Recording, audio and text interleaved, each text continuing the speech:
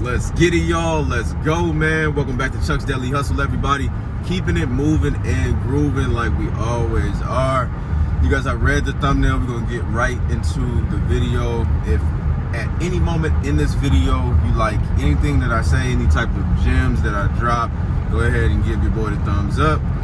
Comment below if you got any more questions, any follow-up questions, whatever the case may be, you do that, man. But let's talk about this, man. Anyways, about 3 years ago, you guys, I started a YouTube journey actually, and it started with how to get a car dealer's license video, man. So it has greatly affected people, I feel like, in a great way. Even till this day, I have people that come up to me when I'm in dealer auctions and say that I helped them get a foot in the door, and you know, it's awesome. I mean, we've been able to do, I don't know, 50 to maybe 100 consultations over the years, you know, just mentoring and doing all that stuff, and I think that is awesome, man. So shout out to Major Nation. Shout out to us, man. I know I took a break, but I'm back, man. Let's get it. So how to open up a car dealership, how to get a car dealer's license in 2024. It's pretty much just like this, man. And some of this stuff is going to be repetitive, but like I said, let's just get to it so I don't talk your ears off, man. I know we got some new guys in here trying to figure some things out. So first and foremost, you're going to want to find you a zoned location, okay? Zone location, let's start off with really simple. Like I told you guys before, go on Craigslist, go on Facebook Marketplace, type in the search field, and then when I say Marketplace, go into Marketplace, Facebook Marketplace, and in that search bar on Marketplace and on Craigslist, you're going to type car dealer's license. You're going to type in car dealership, auto dealer's license, dealer's license. Play around with the words just like you would play around with Google. You should be able to find you some listings. Real simple. There's always these spaces available, okay? And renting out one can be fairly cheap. I know the market is now a little different. The prices in my area are about $1,200, maybe $1,000 to $1,200, just depending on where you end up going. And that's for getting an office with 5 spaces. Also, if you're not able to find anything on Craigslist or Marketplace, then you can consult a realtor. Don't be afraid to consult a realtor. Their fees are not that bad, if you ask me, in my opinion. And don't forget, man, you're going to be investing in yourself, so don't be scared to, you know, figure out what the price is, you know what I mean?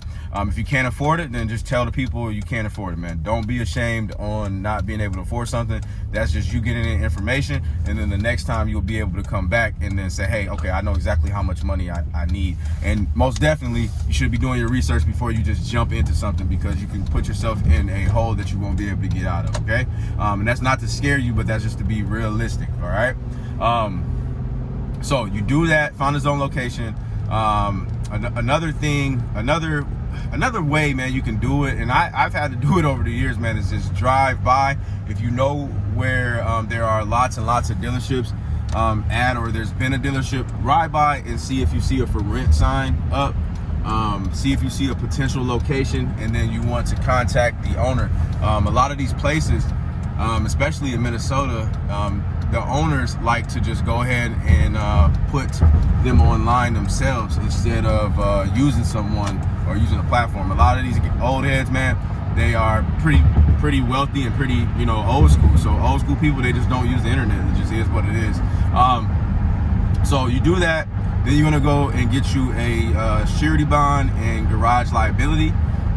Surety bond and garage liability, you can get that from the same place. I recommend that you get it from the same place. Just makes it easier at the end of the year, middle of the year, however you end up renewing. Most cases it's just end of the year, all right? So, and when I say you go get that place, you're not gonna wanna go for a franchise insurance broker or insurance company. You're gonna wanna find you an insurance broker that is private, or a insurance company, however you want to word that, all right? You can use Google. Google is your best friend, man. So just Google insurance broker near me, auto insurance broker near me, and then when you speak to these people, you say, hey, I am trying to get a car dealer's license. Say car dealer's license. Don't say I'm trying to open up a car dealership. Say car dealer's license. And then when you do that, what will happen is you will be able to tell right away if this individual has dealt with an auto dealer before, okay? If an insurance broker knows that you say, I'm trying to get a car dealer's license, then they've been in the game. If you say, I'm trying to get a car dealership, you might get the answer and say, okay, yeah, no problem, we know how to do that. Or it might be like, oh, okay, what exactly are you trying to do? What type of company again, and what are you trying to sell? Used, or and all that stuff. They get to asking all that questions. That means they more than likely haven't ever dealt with somebody trying to get a car dealer's license. Okay, so now that you got those two things or three things, you got your zone location, you got your surety bond, your garage liability. What you're gonna want to do is you're gonna want to take all of that stuff and go down to the state, and then you're going to want to apply. Turn all of that in. Also, sorry, I skipped this page. You got the zone location, but you're going to turn in your lease and all of that stuff. In some states, they're going to require you. Either way, most cities are going to require, if not all, are going to require you to go through a fire marshal inspection of the building. Some states now. Notice what I'm doing. Some states are going to require, before you go apply, that you have that fire marshal approval stamp or document already signed before you can even apply. So that may come in before or after you turn in your application to get your dealer's license. Now, the thing is, when you go ahead and you apply, you want to make sure that you have all your ducks in a row. You want to make sure that the checklist that they have given you has been checked off. That way you don't delay anything and you don't start pissing people off at the state. If you start doing that, then what's going to happen is they're going to just put your stuff in a pile, man. Just think about it. Like, you're doing an application for a job, something's wrong, it touched somebody's hands, they denied it, or they said you need to fix this, and then all of a sudden you're going back and forth.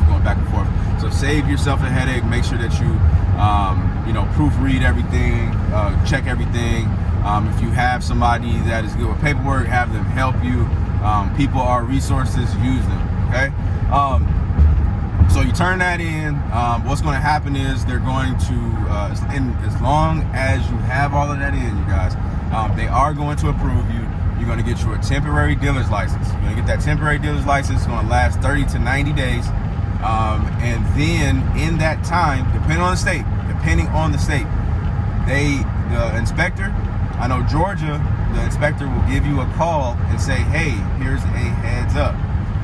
We are going to come out and we're going to do your used car dealer inspection. Okay. Now, keep in mind, you guys, I might say dealer's license, I might say dealership. It's all the same thing. If you have a dealer's license, you have the zone location. The zone location could be a 5-space office. It could be a 100-car lot. You know what I mean? So just keep that in mind. All right. So rewind a little bit.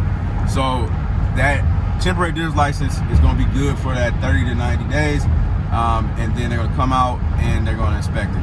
Georgia, they're going to give you a call. Minnesota, they are going to just pop up. And they're going to pop up on the day that you say that you're open for them to come and do an inspection. They are going to probably try to, scare you a little bit. So you want to make sure that you are there. You don't want to get written up, and you don't want to miss this inspection, regardless if they call or if they don't. You don't want to miss this inspection. All right.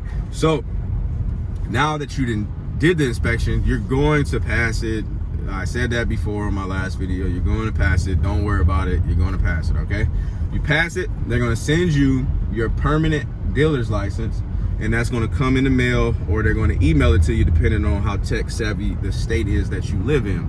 So they're going to go ahead and do that, and then now you're 100% good, okay? So simple as that. Nothing hard at all to this, man. It's not hard at all, all right? Now, what I want to say, okay, is this. When you get that temporary dealer's license, you are going to be able to buy. Okay, you can buy from the auction, you can sell. So you can go to any dealers only auto auction. Okay, those auctions are very, very broad. I mean, there's hundreds and hundreds of dealers only auctions. Fees, excuse me, are going to be very, very small. I know a lot of guys, they come into the game going to Copart and then paying all types of money for smashed up cars.